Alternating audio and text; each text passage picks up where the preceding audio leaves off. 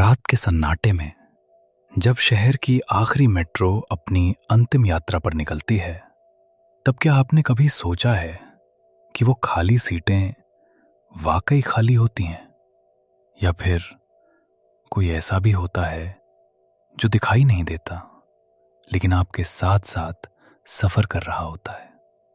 आज की कहानी है एक ऐसी ही डरावनी रात की जिसने एक आम आदमी की जिंदगी हमेशा के लिए बदल दी। दिल्ली में रहने वाला राहुल एक साधारण आईटी इंजीनियर था। सुबह ऑफिस, शाम को देर से वापसी, मेट्रो उसका रोज का साथी थी। उस दिन भी सब कुछ वैसा ही था, बस फर्क इतना था ऑफिस में ओवर टाइम लग गया था। जब राहुल निकला, घड़ी में रात के 11:40 बज रहे थे। दिल तेज हो गया। लास्ट मेट्रो छूट गई तो आज घर जाना मुश्किल हो जाएगा। वो तेज कदमों से राजीव चौक मेट्रो स्टेशन की तरफ भागा। स्टेशन में घुसते ही राहुल को अजीब सा महसूस हुआ। हमेशा भीड़ से भरा रहने वाला प्लेटफॉर्म आज बिल्कुल खाली था। चारों तरफ गहरी खामोशी थी। सिर्फ दूर कोने में एक बूढ़ा सिक्योरिटी गार्ड चुपचाप खड़ा था। तभी ट्रेन आने की आवाज आई। दरवाजे खुले। राहुल ने राहत की सांस ली और जल्दी से अंदर चला गया। कोच में बहुत कम लोग थे। एक कोने में एक महिला बैठी थी। उसका चेहरा स्कार्फ से ढका हुआ था। उसके कपड़े पुराने जमाने के लग रहे थे। दूसरी तरफ एक आदमी झपकी ले रहा था और पास की सीट पर एक लड़की हेडफोन लगाए अपने फोन में खोई हुई थी। राहुल ने सोचा, ठीक है, अकेला नहीं हूं। ट्रेन चल पड़ी। स्टेशन धीरे धीरे पीछे छूटने लगे। कुछ मिनट तक सब सामान्य रहा। फिर राहुल को लगा जैसे कोई उसे लगातार देख रहा हो।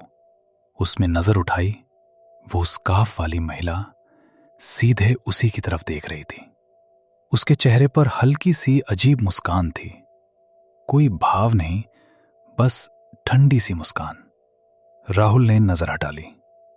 शायद थकान है, उसने खुद से कहा। अगले स्टेशन पर वो लड़की उतर गई। अब कोच में सिर्फ 3 लोग रह गए। ट्रेन अब सुरंग में चली गई। लाइटें बार बार जल बुझ रही थीं। अचानक एक ठंडी हवा अंदर आई। राहुल चौंका। दरवाजे तो बंद थे। फिर उसने देखा वो महिला अब उसके सामने वाली सीट पर बैठी थी, जबकि पहले वो दूर कोने में थी। राहुल का दिल जोर से धड़कने लगा। एक्सक्यूज मी, उसने कहा। महिला ने कोई जवाब नहीं दिया। उसकी आंखें बंद थीं, लेकिन मुस्कान वैसी ही थी। अचानक ट्रेन एक गहरी सुरंग में गई और लाइटें पूरी तरह बंद हो गईं। चारों तरफ अंधेरा। राहुल ने फोन की टॉर्च चलाई। रोशनी सामने पड़ी और वो सन्न रह गया। महिला की आंखें खुली थीं, पूरी तरह सफेद, बिना पुतलियों के, जैसे किसी मरे हुए इंसान की आंखें। राहुल चीखने ही वाला था, तभी लाइटें वापस चल गईं। महिला फिर अपनी पुरानी सीट पर थी, जैसे कुछ हुआ ही ना हो। अब राहुल को कोच में धीमे धीमे आवाजें सुनाई देने लगीं, जैसे कोई रो रहा हो, जैसे कोई फुसफुसा रहा हो। उसने झपकी ले रहे आदमी को देखा। वो अब भी वहीं था, लेकिन उसकी सांसें अजीब सी लग रही थीं, भारी और ठंडी। महिला ने धीरे से कहा, कहां जा रहे हो? राहुल डरते डरते बोला, घर। महिला मुस्कुराई। सब घर ही जाते हैं, लेकिन कुछ कभी पहुंचते नहीं। अब राहुल को दिखने लगा, कोच में और भी लोग थे। धुंधली परछाइयां, एक बच्चा, एक बूढ़ा आदमी, एक जोड़ा, सब चुपचाप बैठे थे। महिला बोली, इस लाइन पर सालों पहले एक बड़ा हादसा हुआ था। मैं भी उसी ट्रेन में थी। मेरा नाम सीमा है। मैं अपने बच्चे के पास जा रही थी, लेकिन कभी नहीं पहुंच पाई। ट्रेन की रफ्तार तेज हो गई। बाहर की दीवारें बहुत पुरानी लगने लगीं, जैसे ट्रेन समय में पीछे जा रही हो। अचानक ट्रेन रुकी। कोई स्टेशन नहीं था, सिर्फ अंधेरा। दरवाजे खुले, ठंडी हवा अंदर आई। वो आदमी अब जाग चुका था। उसकी आंखें भी सफेद थीं। उतर जाओ, उसने कहा। यह जगह ठीक नहीं। सीमा खड़ी हुई।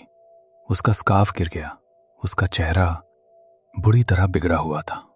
वो बोली, अब तुम भी हमारे साथ हो। राहुल चीख पड़ा।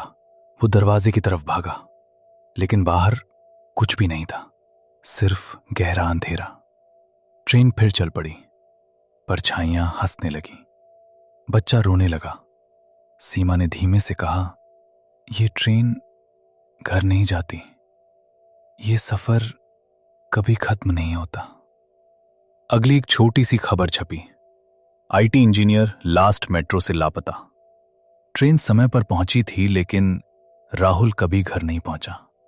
और कहते हैं, आज भी जब आखिरी मेट्रो चलती है, एक सीट पर एक आदमी बैठा होता है, जो खिड़की से बाहर देखता रहता है, घर पहुंचने की उम्मीद में। ये कहानी यहीं खत्म होती है, लेकिन कुछ सफर कभी खत्म नहीं होते। अगर आप भी अगली कहानी सुनना चाहते हैं तो चैनल को सब्सक्राइब कर लीजिए और कमेंट में बताइए, क्या आप रात की मेट्रो लेने की हिम्मत करेंगे?